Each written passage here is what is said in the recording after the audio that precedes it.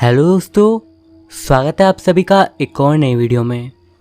आज मैं आप सभी के लिए एक बार फिर से लेके आ गया हूँ सब्सक्राइबर्स की भेजी हुई कुछ बेहद ही खौफनाक सच्ची कहानियाँ लेकर। दोस्तों, आज की पहली कहानी काफ़ी ज़्यादा इंटरेस्टेड होने वाली है और बाकी की कहानियाँ भी काफ़ी बढ़िया होंगी, तो उम्मीद है कि आप वीडियो को अंत तक ज़रूर देखें। अगर आपको अपने साथ घटा कोई पैरानॉर्मल इंसिडेंट मुझे शेयर करना है तो आप उसे स्क्रीन पर दिख रही मेरी इंस्टाग्राम आईडी या फिर मेरे व्हाट्सएप नंबर के थ्रू मुझ तक पहुंचा सकते हो। आपकी स्टोरी सुनाने में मुझे बेहद खुशी होगी। बहरहाल, इसी के साथ अब हम बढ़ते हैं आज की अपनी पहली कहानी की ओर और ये कहानी है बताई है राहुल ने। आइए आगे की कहानी को ठीक वैसे ही जानते हैं जैसे राहुल ने शेयर करी है।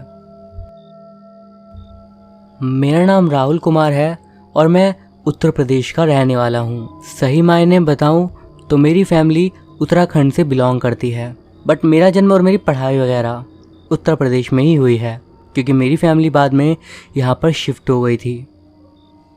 बट हमारे ज़्यादातर रिलेटिव्स और मेरे दादाजी का घर उत्तराखंड में ही है। भले ही मैं उत्तर प्रदेश में पैदा हुआ और यहीं पे रहा, बट मैं बीच बीच में हमेशा उत्तराखंड में अपने होम टाउन जाता रहता था। ये सब चीज़ें लेकिन तब तक ही थी जब तक मैं 20 साल का नहीं हुआ था। उसके बाद मैंने सोचा कि यहाँ पर तो वैसे भी काम का नुकसान हो ही रहा है, क्यों ना कुछ साल में वापस जाकर उत्तराखंड में ही रहूँ और वहीं पर कुछ अच्छा समय बिताऊँ। खैर, ये जो घटना मैं आपको बताने जा रहा हूँ ये उस जगह पर तो अच्छी खासी पॉपुलर भी है। मैं आपको बता दूं, मेरी फैमिली उत्तराखंड में लैंडसोन से बिलोंग करती है, जो कि एक पॉपुलर हिल स्टेशन है इस टाइम पर। बट आज से 10-15 साल पहले जिस टाइम की घटना मैं आपको बताने जा रहा हूं, उस टाइम पर ये जगह टूरिस्ट्स के बीच इतनी पॉपुलर नहीं थी। बट वहां पर उसके बाद काफ़ी ज़्यादा बदलाव हुए, जिसके कारण वो जगह आज एक फेमस टूरिस्ट अट्रैक्शन है। आपको थोड़ी वहाँ के जियोग्राफी के बारे में बताऊँ तो वहाँ पर आसपास ज़्यादातर पहाड़ी है, ढेर सारे पेड़ और कई सारे जंगल जो कि काफ़ी ज़्यादा घने हैं। वहाँ पर मार्केट्स रात में 8 बजे के आसपास गर्मियों में बंद हो जाते थे और ऐसा लगता था कि मानो उस जगह पर कोई रहता ही नहीं है। वहाँ पर हमारे एक जो रिश्तेदार थे वो एक ट्रैवल गाइड और एक रिजॉर्ट ब्रोकर का काम करते थे। ये उस समय की बात है जब ज़्यादातर रूम्स अवेलेबल नहीं होते थे। लोग भी आज की तरह ऑनलाइन बुकिंग तो करते नहीं थे, इसीलिए उस जगह पर रिजॉर्ट ब्रोकर होते थे जो कि रिजॉर्ट वालों से पहले से ही डील करके रखते थे रूम्स के लिए। अब क्योंकि मैं उस जगह को बचपन से जानता था और मैं किसी भी तरह की जॉब करने के लिए काफ़ी ज़्यादा उत्तेजित था, तो मैंने अपने उन्हीं रिश्तेदार से बात करी और उन्होंने मुझे एक टूरिस्ट गाइड बनने में काफ़ी ज़्यादा हेल्प करी। धीरे धीरे थोड़ा सा समय बीता और उसके बाद ये समय आया जब वहाँ पर टूरिज़्म काफ़ी ज़्यादा पॉपुलर होने लगा और उस टाइम पर एक नए तरह का क्राइम भी शुरू हो गया। लोग वहाँ पर ग्रुप्स में आते, जैसे कई सारे फ्रेंड्स का ग्रुप, और उसके बाद उनमें से कोई एक किसी न किसी को मार के वहीं पर फेंक देता। उनकी बॉडीज़ जंगल में ही कहीं ना कहीं पड़ी होती, लेकिन किसी को कहीं मिल ही नहीं पाती। उन लोगों की कंप्लेन मर्डर से ज़्यादा मिसिंग केस के तौर पर होती थी। इसके अलावा किलर्स आराम से बच जाते थे क्योंकि कभी भी सबूत टाइम पर मिल ही नहीं पाता था और केस बंद हो जाते थे। ऐसा ही गर्मियों का एक दिन था। उस टाइम पर एक ग्रुप वहाँ पर आया था जिससे मेरी बात हुई थी। उसका नाम हम मिस्टर जी मान लेते हैं क्योंकि मैं आपको असली नाम नहीं बता सकता। ये एक 5 स्टूडेंट्स का ग्रुप था और वो वहाँ पर एक low budget documentary project shoot करने आए थे। उस ग्रुप में 3 लड़के थे और 2 लड़कियाँ थी। इसके अलावा वो लोग अपने साथ एक तोता भी लाए थे जिसका नाम उन्होंने मोंटी रखा हुआ था। अब इस जगह एक छोटा सा इश्यू और था। यहाँ पर कई लोगों का मानना ये था कि वहाँ के जंगलों में अश्वत्थामा आज भी घूमता है। उन लोगों का मानना है कि वो जंगल उन्हीं का है और उस जगह के आसपास की हर चीज़ पर उन्हीं का कंट्रोल है। अब जिन लोगों को उनके बारे में नहीं पता तो मैं आपको बताना चाहूँगा, महाभारत के अनुसार अश्वत्थामा जी को कृष्ण भगवान से श्राप मिला था कि समय के अंत तक वो यूं ही भटकते रहेंगे। उन्हें उनकी मणि देने के लिए कहा गया था जिसके अंदर उनकी शादी शक्तियाँ थी। उसे निकालने के बाद उन्हें जो माथे पर जख्म हुआ, कहते हैं वो कभी नहीं भरता और उसमें से खून हमेशा रिसता रहता है। बात करें कि वो कैसे दिखते हैं, तो लोगों का मानना है कि वो एक काफ़ी ज़्यादा लंबे इंसान हैं जिनके माथे पे आपको एक गड्ढा टाइप दिखेगा, ऐसा वहाँ के लोकल्स कहते हैं। अब वो जो सभी लोग वहाँ पर आए थे वो दिल्ली से अपनी एक रेंट पे ली गई स्कॉर्पियो से आए थे और 4 दिन के लिए वो जैरीखाल फॉरेस्ट में शूटिंग करना चाहते थे और उन्होंने इसके लिए मेरी मदद मांगी और मैं भी तैयार हो गया। 4 दिन के लिए काम था और मुझे अच्छा खासा पैसा भी मिल रहा था, इसीलिए मैं मान ही गया। एक ऐसा डिसीजन मेरा जिसको लेकर मैं आज तक पछताता हूँ। मैं जब उन्हें लेकर गया तो मैं उन्हें जंगल की सेफ जगह पर ही घुमा रहा था, बट वो लोग शायद उस जगह के बारे में थोड़ी रिसर्च करके आए थे और उन्होंने मुझसे कहा कि हमें इस जगह पर नहीं घूमना है और हमें किसी ऐसे जगह पर ले चलो जिसके बारे में लोग बात करते हों। अब बीते कई सालों से अश्वत्थामा जी के नाम पर उस जंगल में, उस एरिया में कुछ कल्ट जैसी चीज़ें चालू हो गई थी और ये कुछ वो लोग थे जो कि जंगल में ही काफ़ी कम रिसोर्सेज के साथ रहते थे और ख़ुद को अश्वत्थामा जी का भक्त मानते थे। हर थोड़े टाइम बाद वो कुछ ना कुछ इशू क्रिएट करते और ऐसा लगता कि आसपास के लोगों का ध्यान वो अपनी ओर खींचने की कोशिश कर रहे थे, बट लोग उनकी ओर ज़्यादा ध्यान नहीं देते थे। अब जब हम जंगल के अंदर आ गए थे, उसके बाद जब हम और ज़्यादा घने जंगलों की ओर बढ़ रहे थे, उस टाइम पर हमें एक अजीब सी आवाज़ सुनाई दी। एक अजीब सी ये एक ऐसी अजीब सी आवाज़ थी जो कि हमें ऐसा लग रहा था कि काफ़ी दूर से आ रही है, बट ये किस दिशा से आ रही थी ये हमें समझ में नहीं आ रहा था। मैं भी काफ़ी ज़्यादा कंफ्यूज हो रहा था कि ये आवाज़ आखिर आ कहाँ से रही है। अब उसके बाद थोड़ी देर बाद जब हम जिस जगह पर चलने लगे वहाँ पर ज़्यादातर ये चट्टानी टाइप का था जो कि सूखी पत्तियों से ढका हुआ था और उसके आसपास सफ़ेद पत्थर पड़े हुए थे ढेर सारे। इसके अलावा जब हम उस एरिया में आ गए थे वहाँ पर जंगल बहुत ज़्यादा शांत था, यानी कि इतनी ज़्यादा शांति थी उस जगह पर कि आप अपनी खुद की दिल की धड़कनें सुन लो। सच में किसी पक्षी की आवाज़ नहीं, किसी मेढक की आवाज़ नहीं, बिल्कुल किसी भी चीज़ की आवाज़ नहीं, हद से ज़्यादा शांति। भले ही दोपहर के 1 बज रहे थे उस समय पर ऐसा लग रहा था कि शाम के 4 या 5 बज रहे होंगे। 2 घंटे तक यही चलता रहा और हमने उस जगह के आसपास कई सारे शॉट्स लिए। मेरा उस जगह पर कोई काम नहीं था, इसीलिए मैं और जगहों पर जाने के लिए रास्ते अपने मन में सोचने लगा। तभी मैंने एक चीज़ नोटिस करी और इस चीज़ को देखने के बाद मेरे रोंगटे खड़े हो गए। वो सफ़ेद पत्थर जिनके बारे में मैंने आपको बताया, मैंने काफ़ी देर तक उन्हें ध्यान से देखा, तब मुझे समझ में आया कि वो पत्थर तो थे ही नहीं, वो शायद 100 की संख्या में, हज़ारों की संख्या में बकरे या फिर छोटे जानवरों के क्रश करे हुए खोपड़ी के टुकड़े थे। जब इस चीज़ को मैंने देखा मैं अपनी पूरी ज़िंदगी में सबसे ज़्यादा डर गया था उस समय पर। मुझे बस लग रहा था कि ये मैं क्या देख रहा हूँ। ऐसा नहीं है कि मैं हड्डियों या कंकालों को देखकर डरता हूँ, बट आप सोच के देखिए मैं जिस बारे में बोल रहा हूँ उस जगह पर हद से ज़्यादा ये सब चीज़ें पड़ी हुई थी। फिर भी मैंने इसके बारे में उन लोगों को कुछ नहीं बताया और मैंने अपने आप से भी कहा कि सब कुछ ठीक है। उसके बाद हम सभी लोग वापस आ गए। अगले दिन मुझे बिल्कुल भी ठीक नहीं लग रहा था, तो मैंने उनके साथ ना जाने का फ़ैसला करा। मैंने इसके अलावा आसपास के जो लोग थे उनसे उन कल्ट के बारे में पूछने की कोशिश करी, क्योंकि पिछली दोपहर जो मैंने वहाँ पर देखा था उसकी वजह से मुझे इन सब चीज़ों में काफ़ी ज़्यादा इंटरेस्ट आ रहा था। उन्होंने मुझे बताया कि जो लोग अश्वत्थामा जी में विश्वास रखते हैं वो मानते हैं कि वो इतने ज़्यादा लंबे हैं कि वो सीधे खड़े होकर ठीक से चल भी नहीं सकते, और यही कारण है कि वो थोड़ा झुककर आगे की ओर बढ़ते हैं, जिस कारण से जब वो आगे की ओर थोड़ा झुके होते हैं तो उनके माथे से जो खून निकलता रहता है वो जंगल में लगातार गिरता रहता है, जिससे उनके अनुयायी को ये पता लग जाता है कि वो उनके साथ ही हैं, और इस चीज़ को सेलिब्रेट करने के लिए वो जानवरों की बलि देते हैं। और बकरे और ऐसे छोटे जानवरों का मिलना काफ़ी ज़्यादा आसान था, इसीलिए उन्हीं की मौत सबसे ज़्यादा होती थी। अब मैं इस तरह का इंसान था जो कि इन सब चीज़ों में इतना ज़्यादा यकीन तो नहीं करता था, ख़ास तौर पर ऐसी चीज़ पर। वो बात अलग है कि मैंने भी अपनी टीनेज में काफ़ी ज़्यादा अजीब सी चीज़ होते हुए देखी हैं, बट ये कुछ ज़्यादा ही हो रहा था। अब जब उस दिन शाम हो गई तो वो लोग वापस आ गए और इस बार वो काफ़ी ज़्यादा एक्साइटेड लग रहे थे। उन्होंने कहा कि इस बार वो जंगल में काफ़ी ज़्यादा अंदर तक गए और वहाँ पर उन्हें एक छोटा सा सुनसान मंदिर दिखा।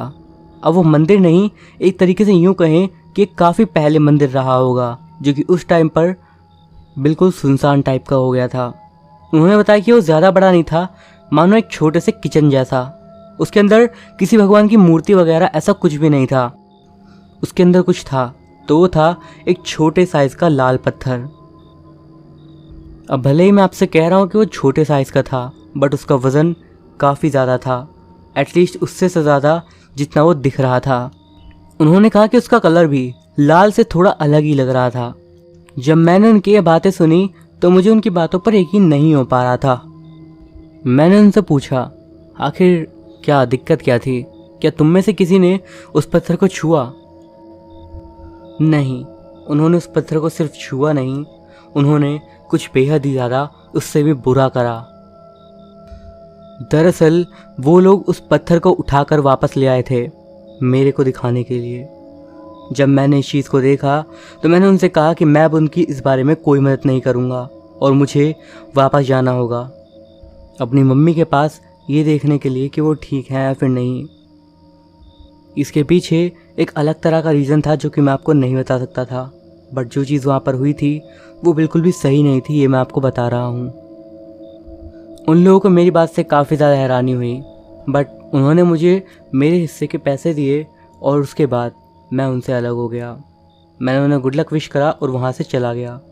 उन्हें अगले 2 दिन और शूटिंग करनी थी, या शायद उससे भी थोड़ा और टाइम लगता।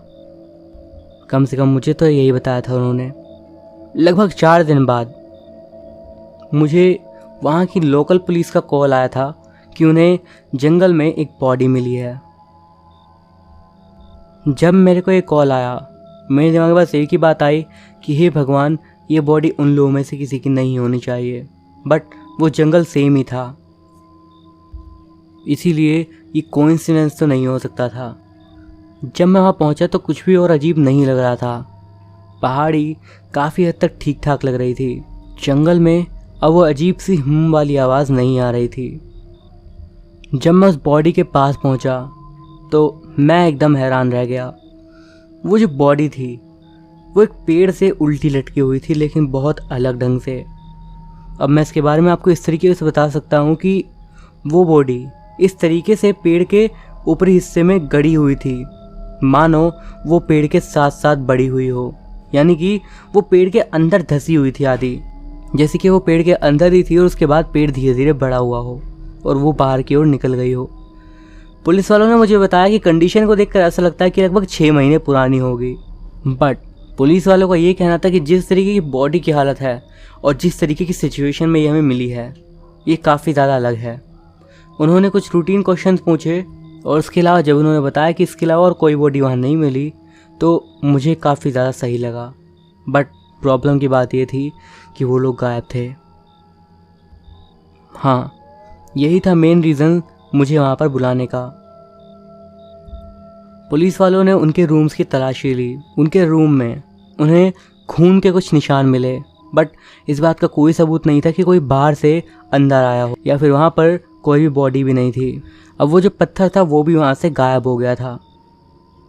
इसके अलावा उनका कैमरा वो भी वहाँ पे नहीं था।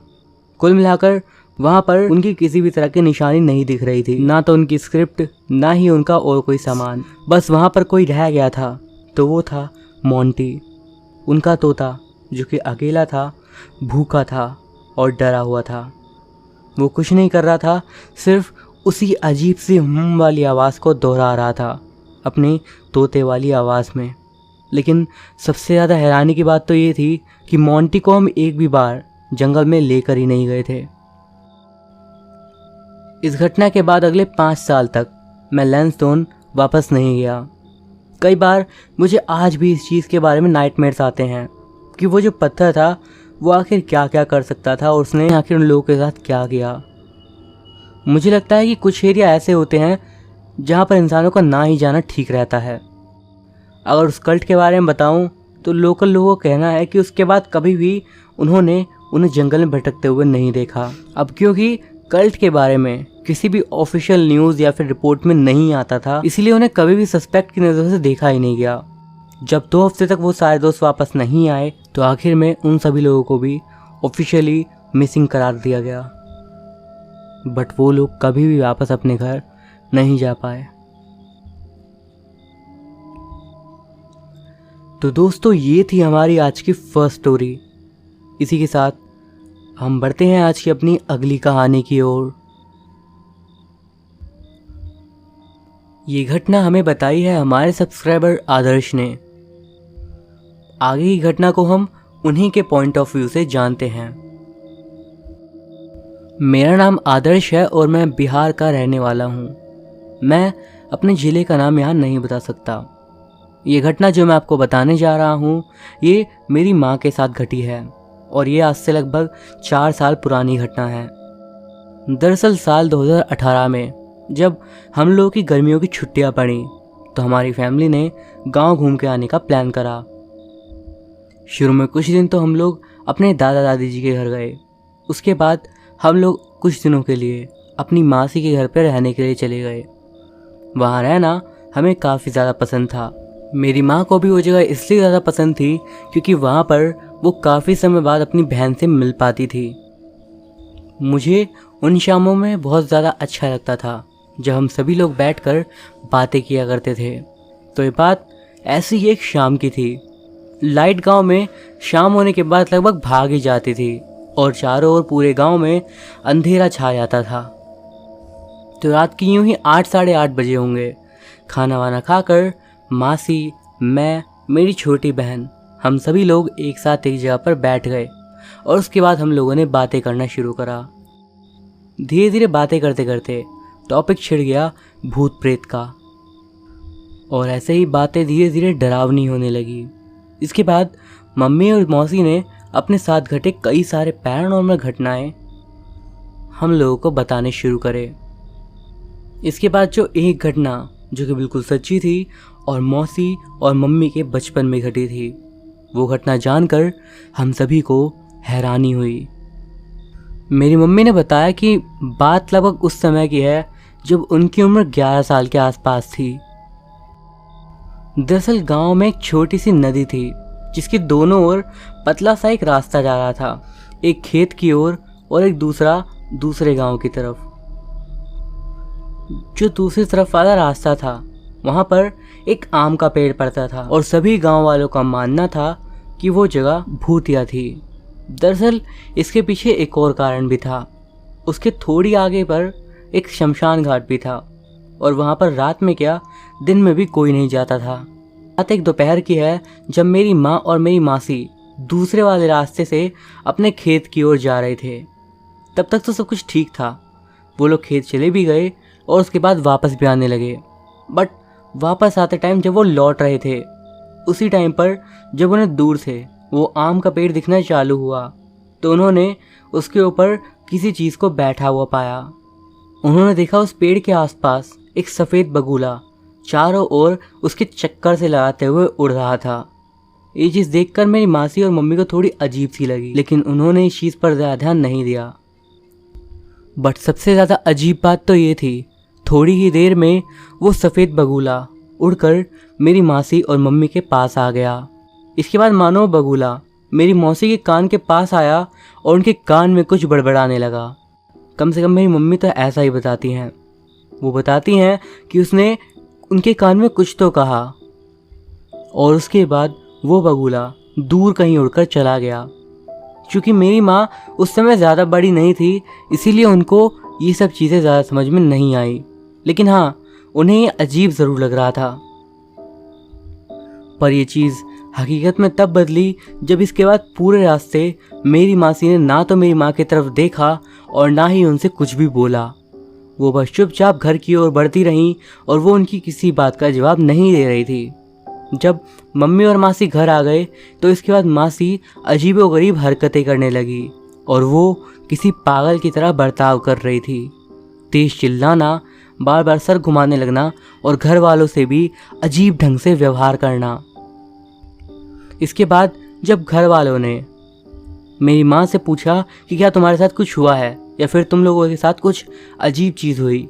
तो मेरी माँ ने रास्ते वाली बात घर वालों को बता दी, और जब ये बात मेरी नानी ने सुनी तो उन्होंने फ़ौरन एक तांत्रिक को वहाँ पर बुला लिया और उसके बाद उनके साथ झाड़ फूँक किया गया।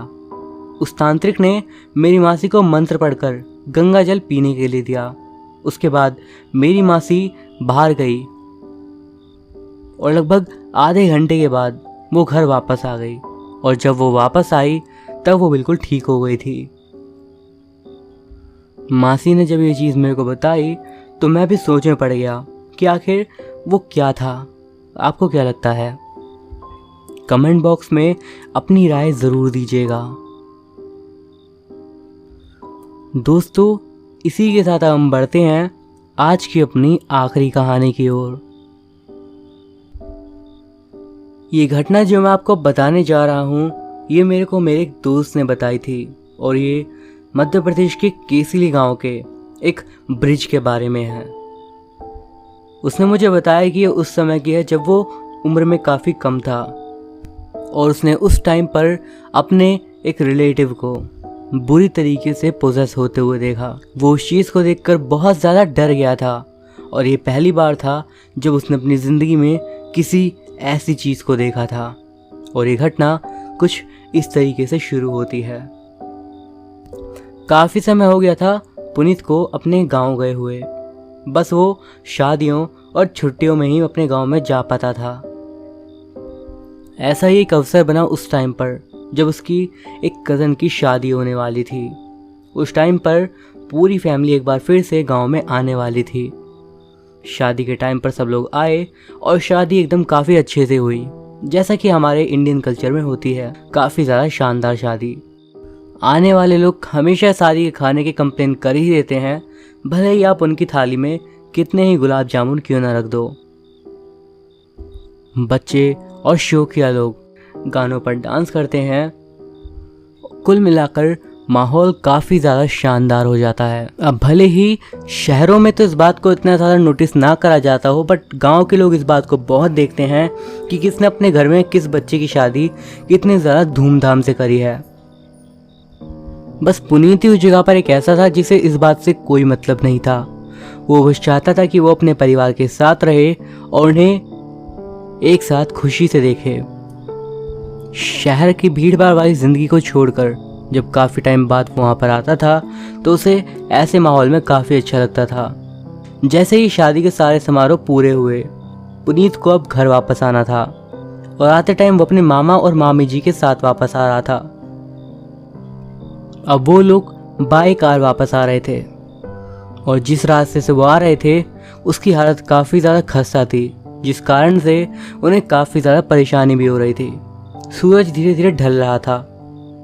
पुनीत की मामी ने थोड़ी देर बाद कहा कि उन्हें थोड़ी देर के लिए रुक जाना चाहिए, क्योंकि रास्ते से उन्हें काफ़ी ज़्यादा परेशानी हो रही है।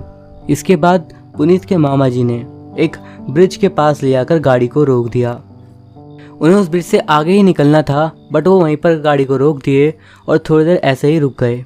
इसके तुरंत बाद पुनीत के पापा का फ़ोन आ जाता है उसके मामा के पास।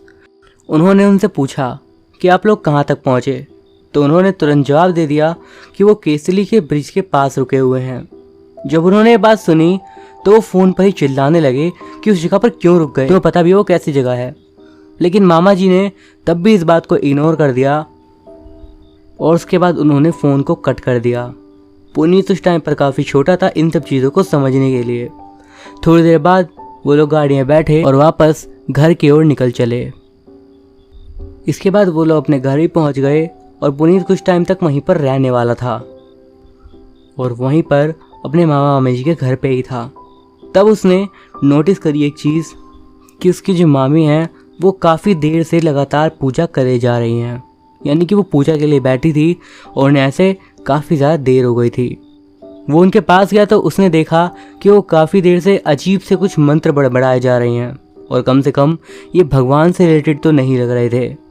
जब ऐसे ही 1 घंटा बीत गया तो परिवार वालों को काफ़ी ज़्यादा फिक्र हुई और वो उनके पास गए और उन्होंने उनसे बोला कि आखिर बात क्या है। और उसके बाद जो उन्होंने जवाब दिया वो काफ़ी अजीब था।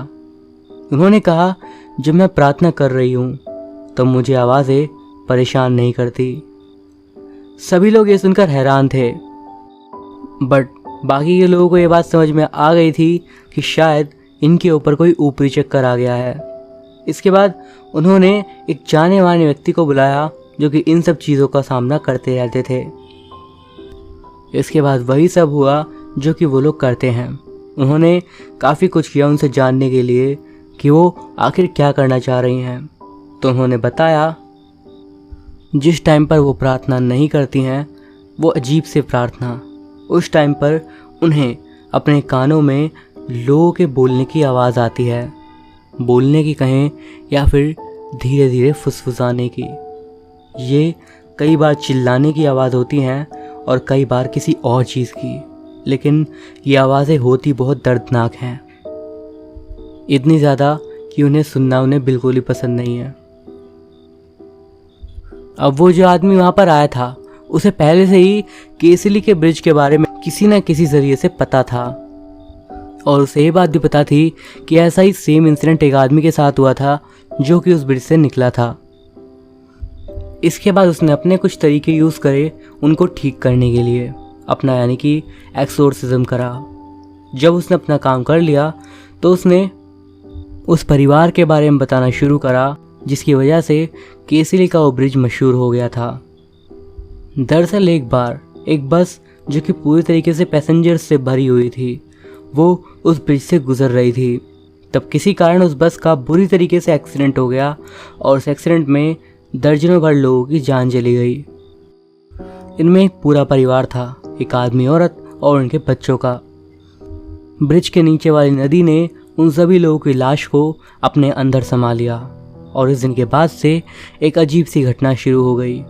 लोगों को उस नदी में डूबे हुए लोगों की आत्माएं दिखाई देती और वो ब्रिज के आसपास ही घूमती हुई कई बार लोगों को दिखती। उस आदमी ने बताया पुनीत की मामी के साथ भी यही हुआ है। उन्हें वहीं की किसी आत्मा ने पोजेस कर लिया था, जिस कारण से वो इस तरीके का व्यवहार कर रही थी। हालांकि अजीब बात यह थी कि जब उन्होंने अपना काम कर दिया तो आधे घंटे तक मामी बेहोश रही और जब उसके बाद उन्हें होश आया तो उन्हें ब्रिज के बाद का कुछ याद ही नहीं था, और ये सच में काफ़ी ज़्यादा अजीब बात थी। तो दोस्तों, ये थी हमारी आज की कहानियाँ। वीडियो आपको कैसा लगा मुझे कमेंट्स के ज़रिए ज़रूर बताइएगा। इस वीडियो पे एम कर रहे हैं हम 400 लाइक्स के लिए। इतना तो आप मेरे लिए कर ही सकते हो। आप कमेंट बॉक्स में मुझे आने वाले वीडियोस के बारे में सजेशन भी दे सकते हो और अपने साथ घटी घटनाएं मुझे भेजना बिल्कुल ना भूलें। मैं अभिषेक मिलता हूँ आपसे अगली वीडियो में। तब तक के लिए बाय।